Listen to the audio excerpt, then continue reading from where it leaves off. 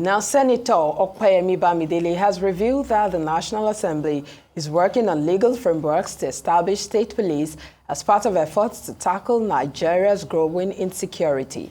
In his Easter message, Bamidele urged national unity, calling on leaders to avoid divisive politics. He emphasized the importance of peace, progress, and collaboration to address the nation's challenges. Meanwhile, former Senate President David Mark calls for more decisive government action against violent crimes, particularly by armed herders, suggesting they should be classified as terrorists. Mark also advocates for the establishment of a border security force to combat the influx of criminals and the implementation of enclosed ranching over open grazing. On their part, the Northern Senators Forum, NSF, condemned banditry and terrorism, urging Nigerians to reject hate speech, bigotry, and corruption. The NSF called for a more harmonious society, emphasizing love, forgiveness, and compassion as essential values for national growth and peace.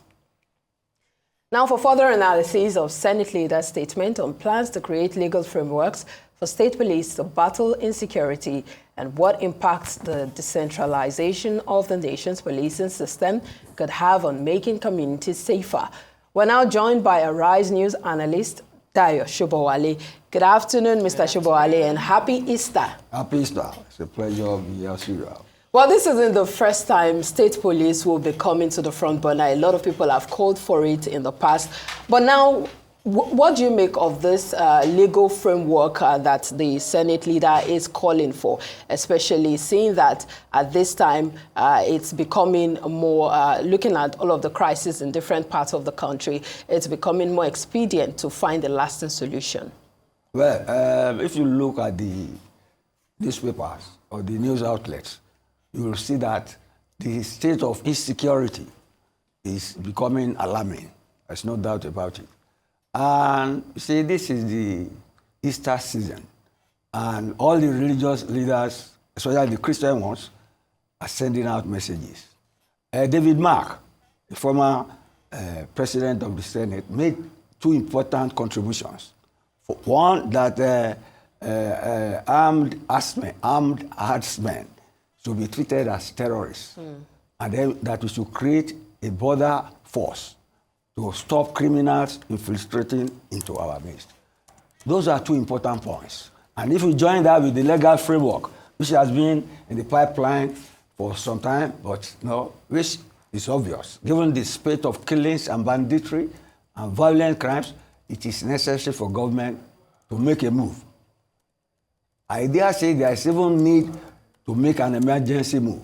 David Mark has said that grazing, open land grazing, should be stopped, and they should establish. People have said that, and that was why they even create a ministry to handle it. But these things have not manifested, and you see, it's becoming dangerous even for government. You get me? Because the duty of government, the social contract people have with government, is that it should protect them. And what they are saying right now is that government is not doing that. And this is a season of Easter. The season of Easter. You can hear the messages that our leaders should emulate Jesus Christ. I think that is asking them to do too much.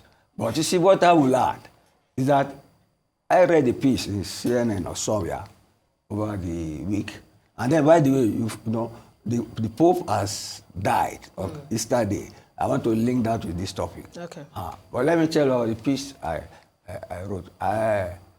That Christianity itself started as a resistance against repressive Roman Empire. The cruelty, the bestiality of it. You get me? It's as a resistance. And the Jews, the early Christians, they were regarded as a secret terrorist group. And so they had to go under until a Roman emperor, Constantine, had a dream and saw the cross, making win a certain victory, and then he legalized them.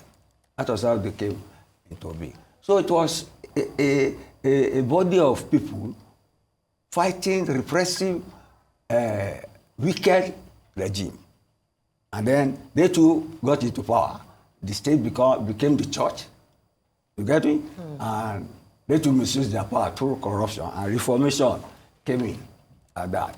So you see, leadership style, the nature of government is very, very important in especially what you are practicing now. See, what I read in that book, all the things you are saying against democratic regime now, or our own government, was what these Christians were facing against the wicked Roman Empire at that time.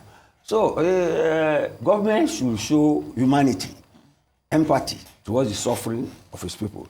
I welcome the idea of putting the machinery in motion to legalize state police, but it's taking too long. By the time the state police comes into force, maybe the whole nation will have become a huge graveyard, which God forbid. Let's leave it at that. God forbid.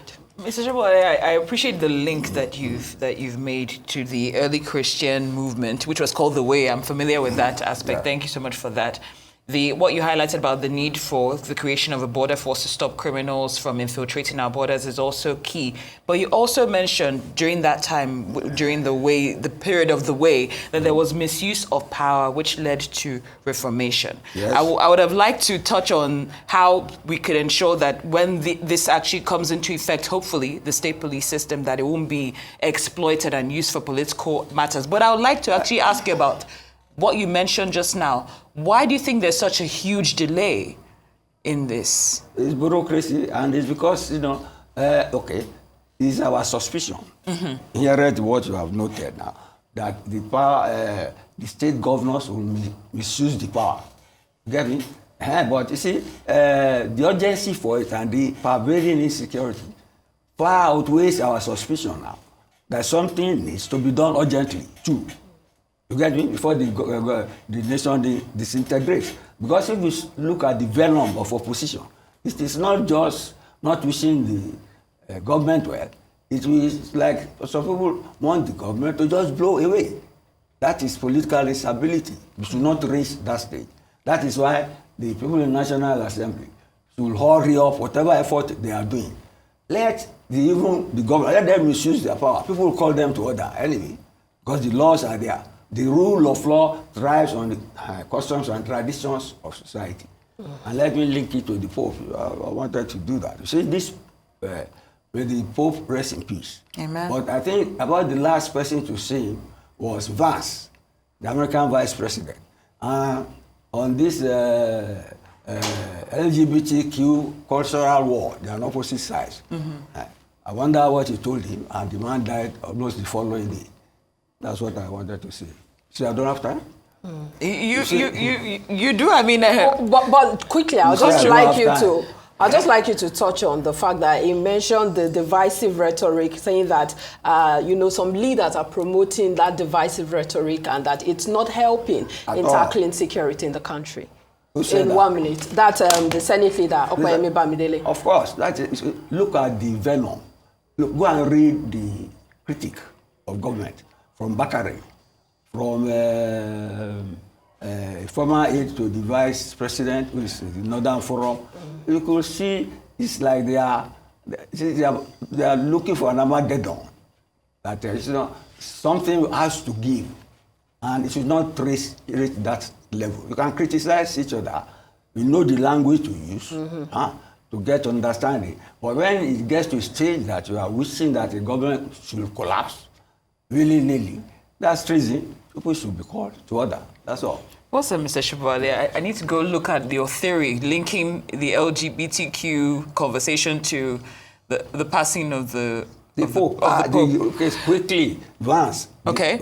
Trump, who won, is anti-gay LGBTQ.